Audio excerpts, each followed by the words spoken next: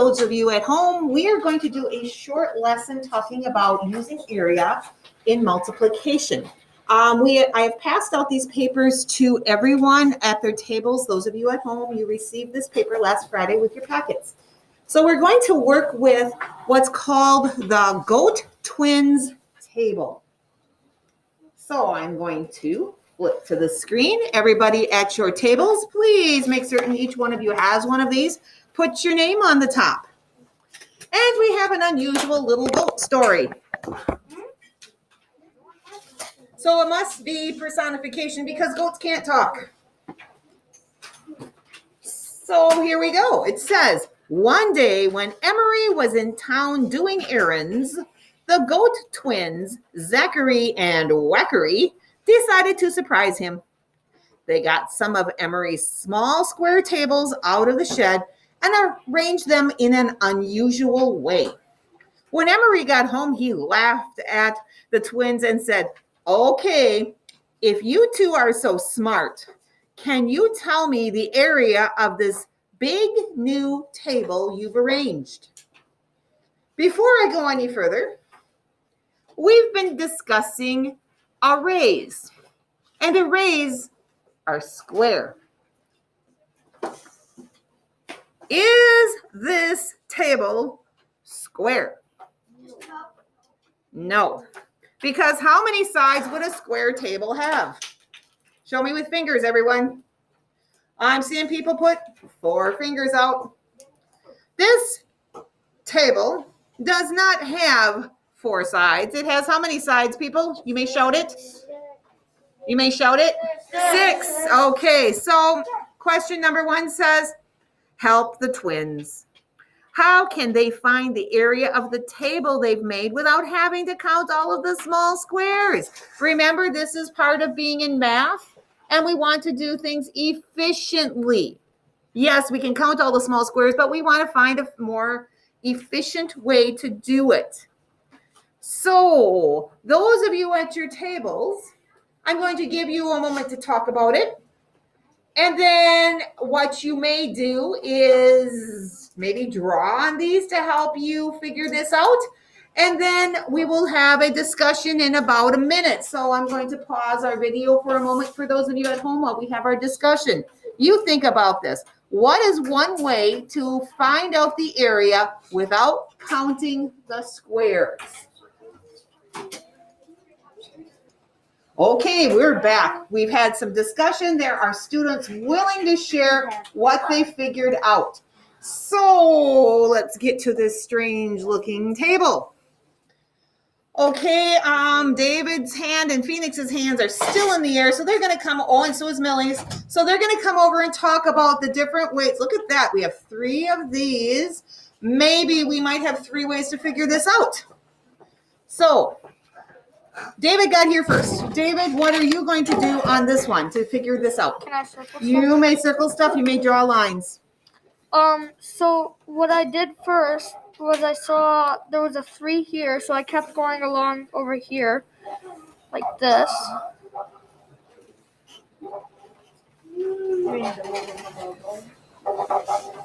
And then I counted those up, 3, 6, 9, 12, 15, 18.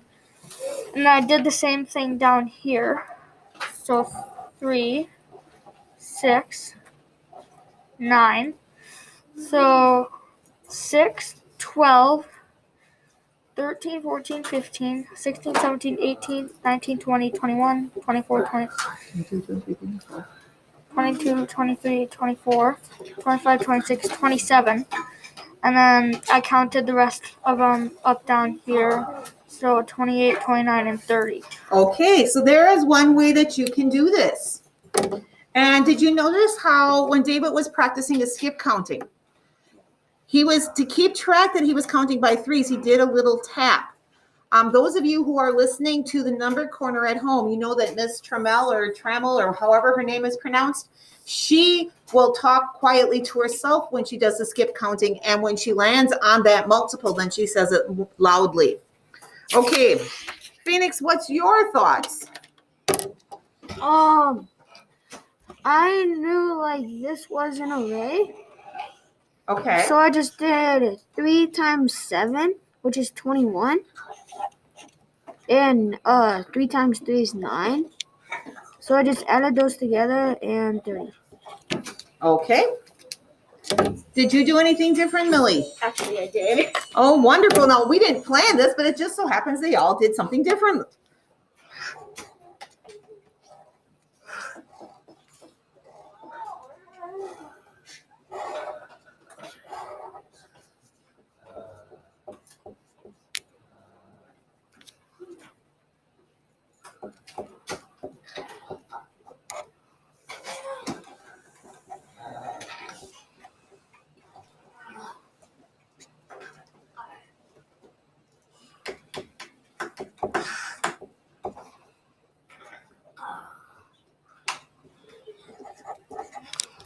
Okay. So Millie made it into a complete square and then subtracted what she added. Is there another way to do this? Oh my goodness, we have Luke's hand in the air. He's got a different way, but I'm out of paper, so he's gonna need to bring his own paper. Which way do you want to see? I have 3. Okay, he's got 3 different ways, so let's look at his 3 different ways. Okay, so for this one, I just cut off this piece, and that's 3 times 3 equals 9. Okay, so we can see this. He decided to divide it right here. Then I did the rest. It's 3 times 7 is 21, and then 21 plus 9 is 30. Okay, so that's similar to what Phoenix did. Then you did, well, look at this. Now he put his line over here. And I did 4 times 3 is 12. Then I did 3 times 6 is 18. Then I did 18 times 12, and that equals 30. Look at his addition strategy. He decided to add the 10s, and he put the 10s down here, and then he added the 1s, put them up there, and it's easier to use numbers when he was adding. And then we see this going on. Explain how you thought that way. So I just cut off all the pieces to make every possible 9. Okay. So I did 9 right here, 9 right here, 9 right here. Then there's 3 squares right here. Okay. Thank you. So I did 9 times 3 is 27, and then 27 plus 3 is 30. Okay. Thank you. 3 different ways from one person, and then we had other ways. I mean, these are ways I hadn't thought about, so it's always wonderful to see what the students are doing. Okay, in class, we are putting away that paper, which they may recycle it or they can take it home. That's their choice. And we're going to learn a new game. This has always been a favorite in 4th grade, so hopefully this year's class will like this game just as much. Notice that there is a recording sheet A. There is also, you don't need to rip it up. There is also a recording sheet B using different numbers. But we're working only with recording sheet A. So how many of you played a game similar to this before? Okay, have you had some sort of Dragon's Gold before? No? Okay. I want you to notice this. What does 5 times as many mean? Millie? Multiplied by 5. What does 2 times as many mean? David? 2 times. What about 4 times as many? Reese? Times 4. What about 3 times as many? Brooklyn? What about 6 times as many? Kiona? What about twice as many? Adrian? Okay, so you got 2 times 2. It says that you need some dice. 1 dice. 1 die. 1 die. Is this like bingo? It is. This, I always write down what you need on the fronts of the sheets. So you can see that this is called Dragon's Gold. 2 students need 2 game sheets. 1 die, according to the game sheet. So whether you are using a 1 through 6 or a 4 through 9. And you need a spinner. All of the people in class should have a paper clip that is clipped on the inside of their math folder. So that way we don't have to keep putting them through quarantine. So if I have one of these, and I'm going to play this game,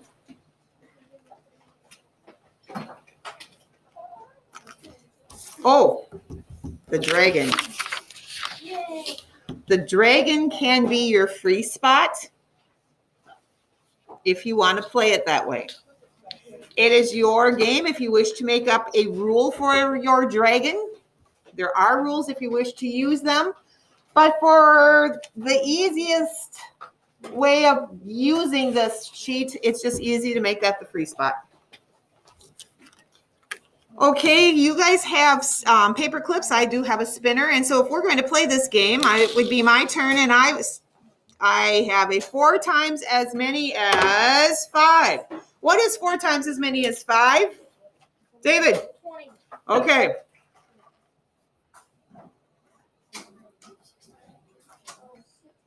Then on your partner's game sheet, it would be their turn. And you're just trying to get bingo. Trying to get, I can't remember if it's 4 in a row or 5 in a row. I think that they want you to get 5 in a row. Is that what your book? The instructions are in your workbook. And here we go. Oh, I keep turning past it. Okay, 5 in a row. Yep, 5 in a row. If you are using 2 sheets, if you're going to use 2 sheets, you have to decide which version you're going to use. And then you can play separately. If you're going to play this on 1 sheet, if I got the purple one here, somebody else is going to need another color. But just because of the whole COVID thing, you're supposed to have your own sheet. So then if I would roll a 2 and then I would spin a 4, I think I spun that last time. 4 times as many as 2 is what? 8. Are you understanding how the game works? Yes. Do we need any extra explanation? No. Okay, those of you at home, I do not know if I included this game last week Friday. If I did not, I will make certain it is in your things for tomorrow. So we are finished, and I hope that you have a great weekend. Those of you at home, talk to you soon. See ya!